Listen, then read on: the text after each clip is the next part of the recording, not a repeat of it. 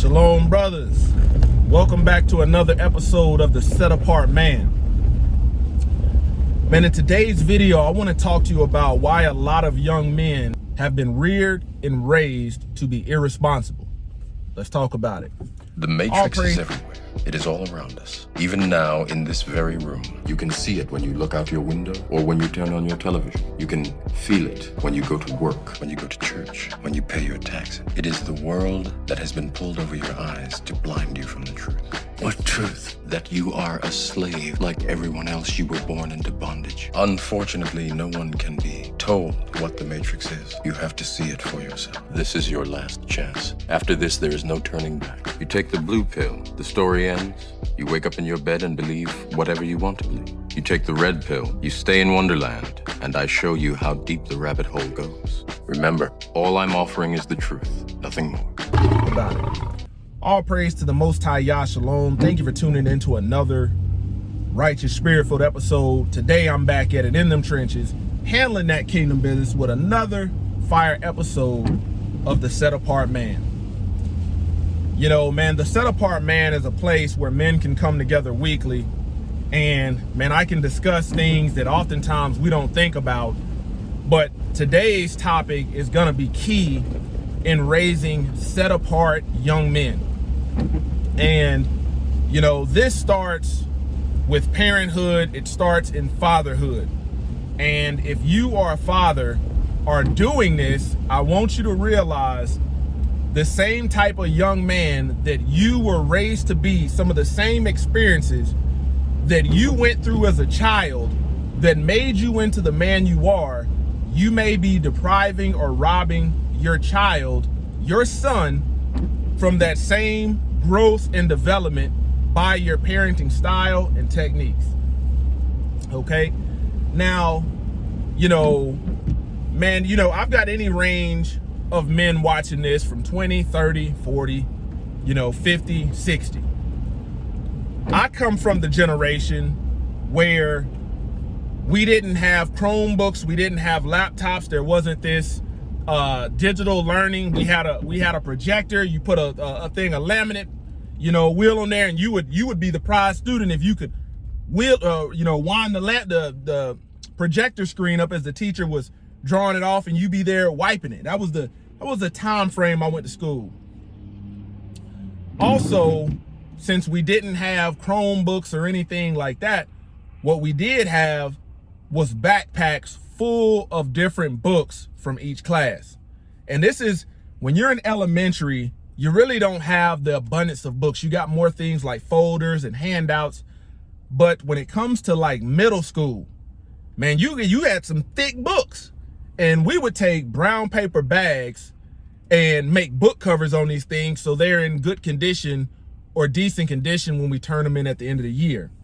And man, I would know if I'm on my way to the bus stop and my backpack feels light, I would know that I forgot a book. And ignoring those small signs came with consequences. You know, if I forgot a book, man, that meant I was gonna be sitting in that class completely lost, looking around. Teacher's gonna be like, what the heck is going on with you? She'll make a note, and then when it's time for a parent teacher conference, you know, she's gonna be like, hey, your son's got a habit of forgetting his books and things like that. But the point I'm trying to make is, I grew up in the era where if you forgot a book at school, you weren't gonna call nobody to come bring that book to you. You had just forgot your book the whole day, and it is what it is. You know, and that was a lesson learned. You know, that ingrained it in your mind that when you got home that night, you know, rather than getting caught up and playing and doing this and that, you know, man, let me make sure that I got my stuff in order. You come home from school, there your book is right there where you left it. Should have been in your backpack. A lot of young men have been raised to be irresponsible, and it's due to parents. Men, if you're doing this to your sons, that same experience that I just pretty much outlined, that gave you small doses of what it feels like to be irresponsible and why you need to be responsible is very key in development and growth of a young man. You know, nowadays, man, these children, you know, if your sons are constantly leaving stuff at home that is fundamental to their learning process, i.e. their Chromebook, you know, what do you do if everything is on the computer that they're learning and your son left the doggone Chromebook at home or whatever kind of laptop it is? Where was your son's mind at? That's what we got to, where was their mind at?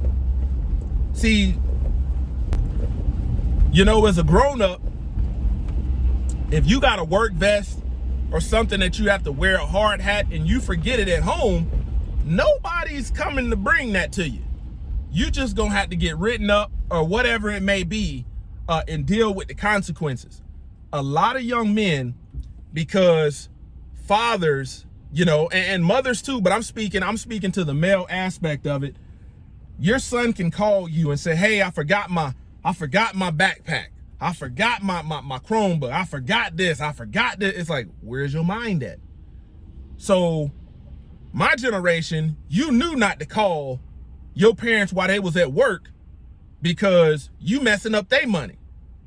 It was your responsibility as a young man, you know, to prepare yourself for what you needed for school. That included, okay, making sure your lunch is packed, making sure you've got everything in your book bag that you need. But nowadays, young men are out here, you know, fumbling the bag, irresponsible, and then playing victim because somebody's not there to catch them every time they make a mistake.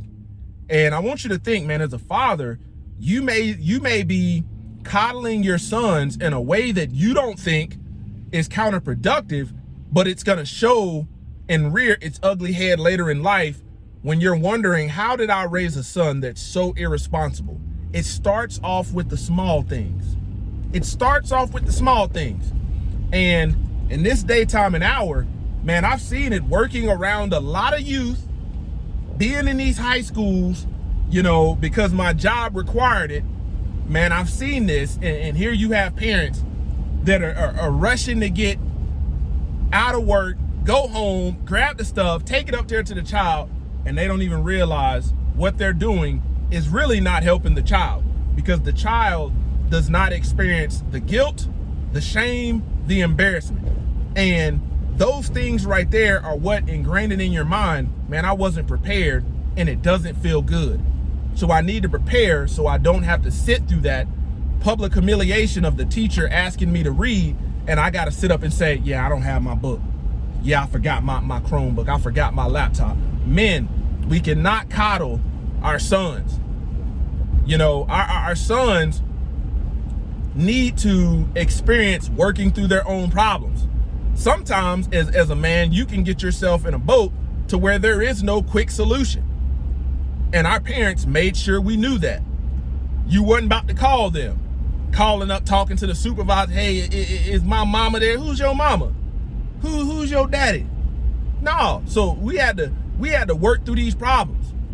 You know, nowadays, with everything being on technology, man, you got to be locked in as a father and pay attention and talk to your sons about preparedness and readiness. Because if you don't, they're going to be in this world thinking there's going to be all this support for them as a grown man, and there is not. They're going to enter into this world and they're going to fall flat on their face because they have never been taught to be responsible. You know, packing my lunch, that was my responsibility when I was a young man, making sure I had all of the stuff that was, you know, required for school in my backpack.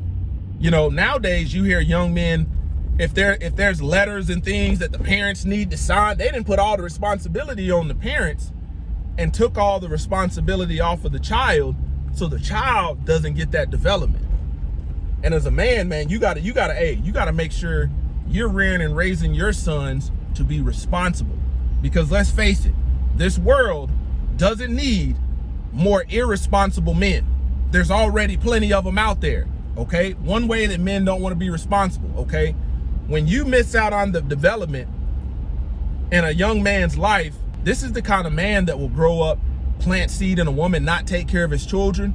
Small things that have been enabled, reinforced, that are counterproductive, you know, in a man being set apart, grow into bigger problems. That's the bigger picture. They grow into bigger problems. So if responsibility is not being taught at the lowest level, at the earliest ages of life, don't be surprised when you got a bunch of irresponsible sons that think they can call home. They'll bypass you. They'll bypass daddy, want to speak to mama, and complain about, well, you know, I just don't have enough money to pay my bills. And your woman, you know, because she don't want to say no, has a hard time saying no, man, she's ciphering money to your irresponsible sons because they weren't raised to be responsible. You got to think about this, because there's consequences to this, and a lot of fathers think, well, I'm a good father, I'm coming to the rescue. But no, there's a difference between, okay, your child is drowning and you coming to the rescue to save them, versus they need to learn these very valuable lessons. Once again, this is the Set Apart Man coming at you gun barrel straight.